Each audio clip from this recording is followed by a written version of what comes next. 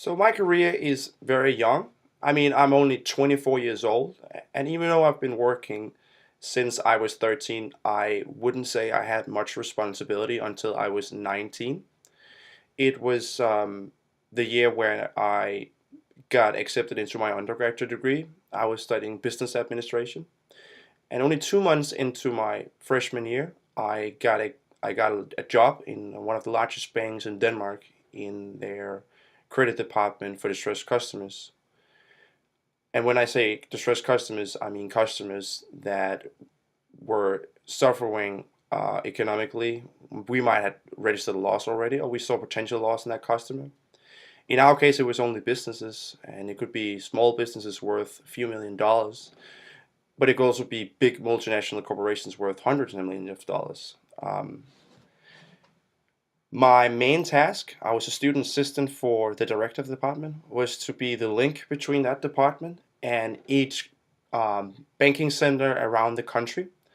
So whenever we saw red flags at a customer, they were suffering, we had registered a loss, it was my responsibility to make sure that that business was handed over to our department.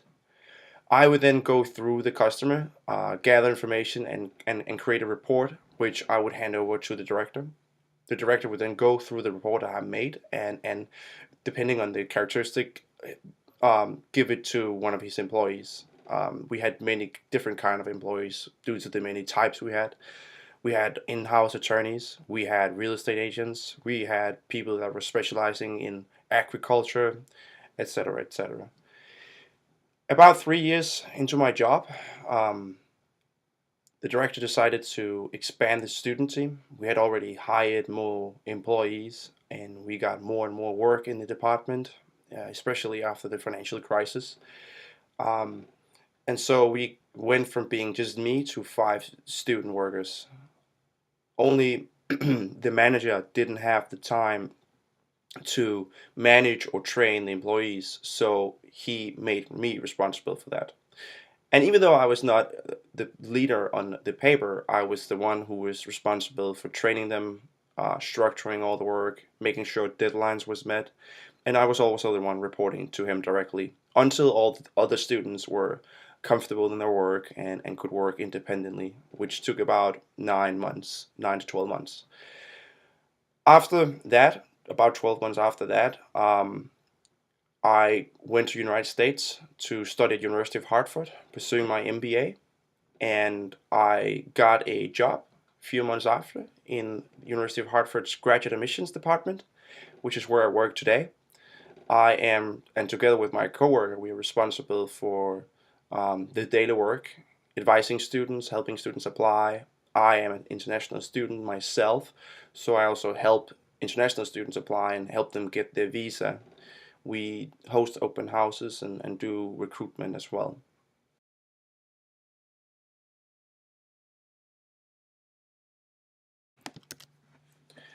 Had I known back then what I know now, there are probably two things that I would have done differently. The first thing was the way we made decisions in the student team. Mostly me, due to the fact that the other students were trained by me.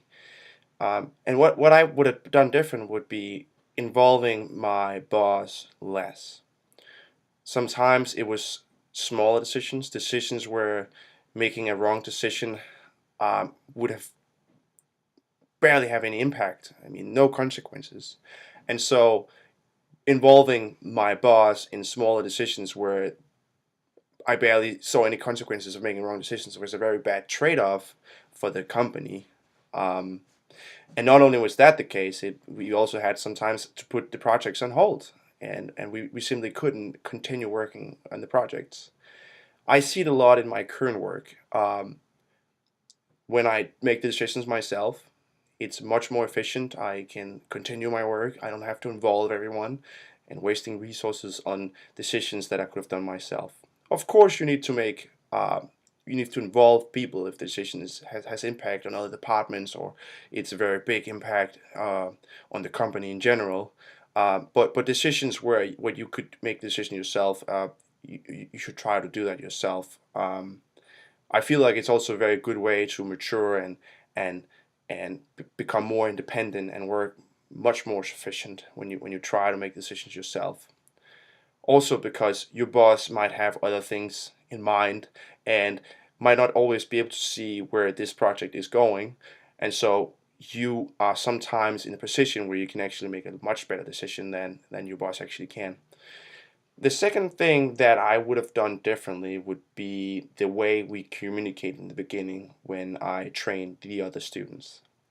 Sometimes I would find out that a project that was almost due um, actually wasn't done at all. It was far from being done. And the reason was that I might have been miscommunicating uh, the things that I wanted the students to do, or I might have been very bad at clearly stating the expectations of the project. So what I would have done differently would be establishing a very clear way of communicating with the team, following up on work, being available, um, making smaller deadlines within the project to follow up and see if we're heading the right way. Maybe we could change stuff. Maybe I could come with my input. Um, I think that would have helped a lot in certain projects where the students thought they were going in the right direction, only to find out that um, they weren't 100% sure where we were going with the project. And so communication is severe, especially when you are not part of every single thing that is being done. I mean, before every student, the other students came in to be trained by me, I knew the status of all projects. And now I didn't have time to be part of everything because now we were 5 student workers. So, um, not being able to know what's going on is very, very difficult. Compared to when you constantly communicate and know the status of where everything is when you have to report up to the next one in the line.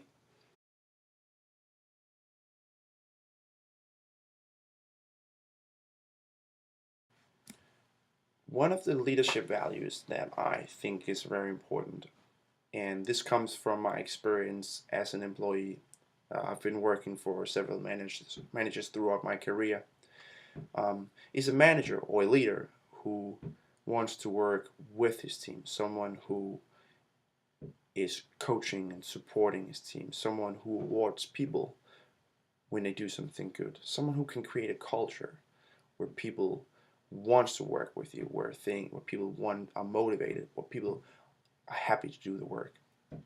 Not with someone who um, is looking people over the shoulder, someone who is trying to control everything, what to do and what not to do. And the reason why I say that is because I don't necessarily think that a leader is the best, meaning a person that can outperform everyone else in the team. Sometimes I think the leader is good at creating results together with people, someone who can get the best performance out of the resources available to him or her. It does require that you know your limits, that you're open minded and see potential in people, and knows when to act. I think it's very important that a leader knows when to act. There's nothing worse than employees that doesn't know what to do simply because the leader doesn't act. The leader must be able to act, even when if it requires that you gather information and you get information from your employees and use that to make a decision. But in the end, you make the decision. Even when things are not going well. When things are not going well, you have to be able to be walking in front of the group, not behind. Envision people and lift the group, the team spirit. Another thing that I think is very important, and this is more like a belief to me, is believing in other people. I believe that if you believe in the best in other people, of course, until the opposite has been proven, that you will get something good in return. There's no reason to um, believe in the best in a person who constantly is unwilling to work together with you or perform. But if someone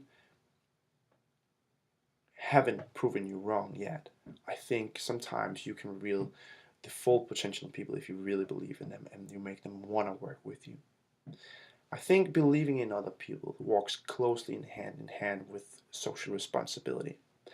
And by social responsibility, I mean, and this is especially in America, I mean diversity in particular.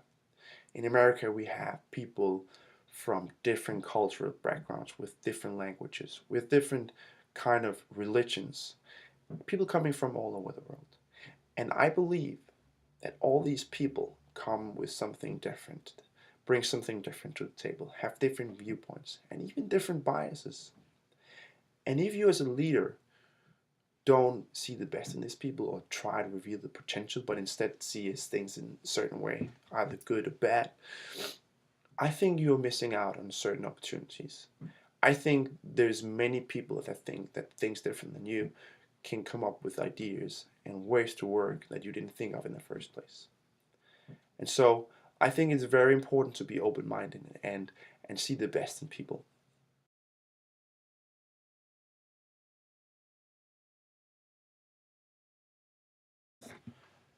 First thing that comes into my mind is that you find leadership across every industry, across almost all levels of an organization, whether it is the local bowling center, the local stop and shop at Walmart, the local or the nearest big multinational corporations, insurance company, etc.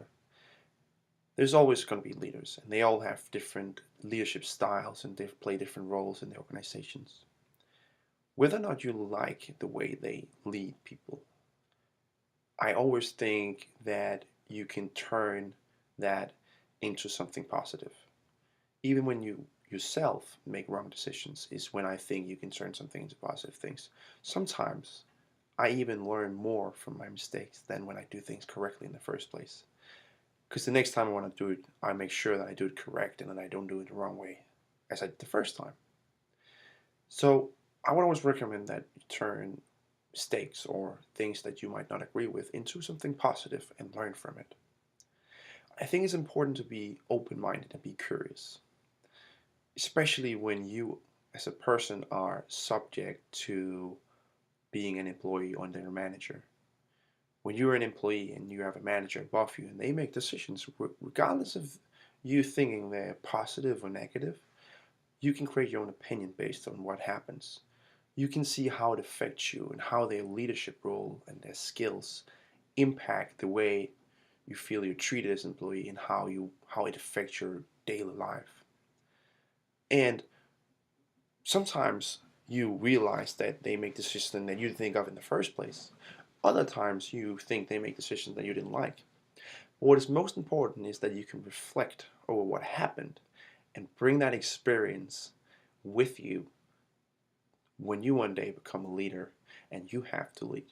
Because how is your role and how is your skill set and the way you lead going to impact employees or people working under you?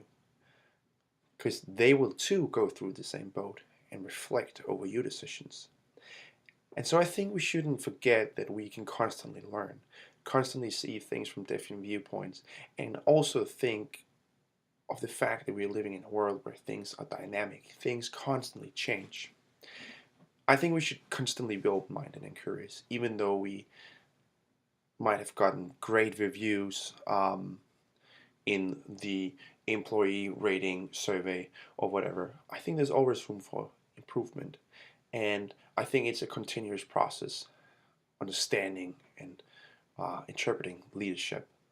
And I think we should always look at other people and learn from it, even from our mistakes.